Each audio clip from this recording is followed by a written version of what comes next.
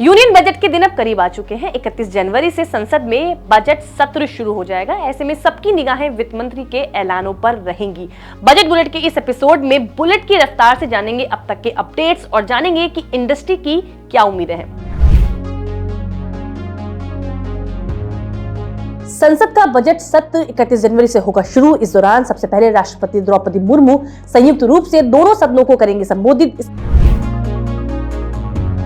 आगामी बजट में new tax regime में हो सकते हैं बड़े बदलाव। मौजूदा टैक्स छूट का बढ़ सकता है दायरा। न्यू टैक्स रिजीम में मौजूदा टैक्स छूट 7 लाख से बढ़ाकर 7.5 लाख रुपए की जा सकती है। बता दें कि इससे पहले सरकार ने न्यू टैक्स रिजीम में छूट का दायरा 5 लाख रुपए से बढ़ाकर 7 लाख रुपए किया था। सरकारी रिटायरमेंट स्कीम एनपीएस पर भी टैक्स छूट की मांग उठी है। पेंशन नियामक पीएफआरडीए ने एनपीएस में टैक्स एग्जम्पशन की बात एक बार फिर रखी है। इससे पहले पिछले साल भी इस सुझाव को रखा गया था। नियामक का कहना है कि एनपीएस में एम्प्लॉय कंट्रीब्यूशन की तरफ से निवेश पर पीएफ की तरह टैक्स छूट दी जाए। आगामी बजट में डिफेंस सेक्टर के लिए बड़े ऐलान हो सकते हैं। रक्षा सचिव का कहना है कि बजट में सरकार का फोकस डिफेंस एक्सपोर्ट को बढ़ाने पर है। डिफेंस एक्सपोर्ट को अब 20,000 करोड़ रुपए तक ले जाने का टारगेट है, जो इस वित्त वर्ष में अभी तक 16,000 करोड़ रुपए रहा है। डिफेंस सेक्टर को पर्याप्त एलोकेशन की भी उम्मीद है। आने वाले बजट में हाउस रेंट अलाउंस को लेकर बड़ा ऐलान हो सकता है। बजट में नॉन मेट्रो शहर में रहने वाले लोगों के लिए एचआरए में छूट की सीमा 50% तक बढ़ाई जा सकती है। इसके अलावा नॉन सैलरीड इंडिविजुअल्स के लिए हर साल एचआरए में मिलने वाली छूट को 60,000 रुपए से ज्यादा किया जा सकता है।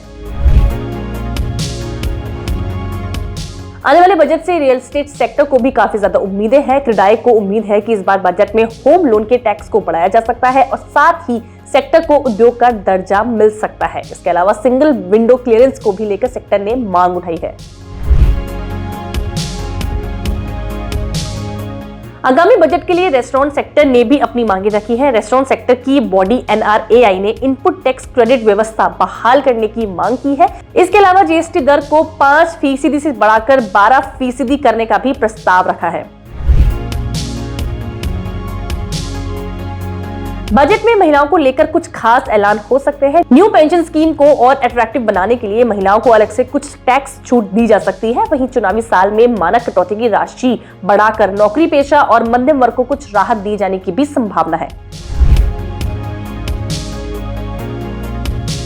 आने वाले बजट में सेक्शन 80D को लेकर खुशखबरी मिल सकती है। हेल्थ केयर और इंश्योरेंस सेक्टर की मांग है कि हेल्थ इंश्योरेंस प्रीमियम के लिए सेक्शन 80D के तहत कटौती की सीमा को 25,000 रुपए से बढ़ाकर 50,000 रुपए करना चाहिए और सीनियर सिटीजन के लिए 50,000 रुपए से सीमा को बढ़ाकर 75,000 रुपए कर देना चाहिए।